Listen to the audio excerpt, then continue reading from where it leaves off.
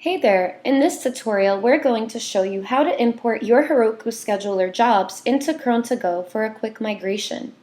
You may be wondering why one might want to move from an awesome free add-on to a paid one. Well, just to name a few reasons. You may need a production-grade scheduler, more flexible scheduling, or notifications when things go bad. We've compiled a comparison between Heroku Scheduler and Cron To Go, which is linked below. To begin the migration, we'll install Cron To Go in our app by typing in Cron, picking the plan, and submitting the form. Once installed, click Cron To Go to open the dashboard.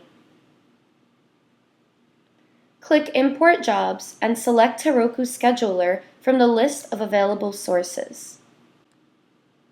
Next, open a terminal window and type in Heroku authorization token to get an API token for use during the import process. It's only used for the import process and isn't stored long term. If you need help setting up the Heroku CLI, check out the link in the comments below for more info. Copy the token and go back to Cron To Go and paste it to start the import process.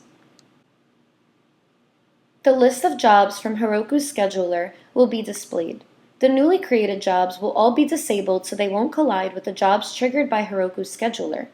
All that's left to do is click the button to start the import process. You'll see the jobs being created, and when they're done, you can go back to the dashboard to view and modify them. To enable a job, click the menu item and then Resume Job. Last but not least, Heroku Scheduler doesn't let you disable or enable jobs, so either prefix your Heroku Scheduler commands with the # or uninstall Heroku Scheduler completely. Thanks for tuning in. We've got plenty of other handy tutorials at your disposal explaining other features and actions applicable to Cron To Go. Feel free to check those out. Happy importing, and we hope to catch you in the next one.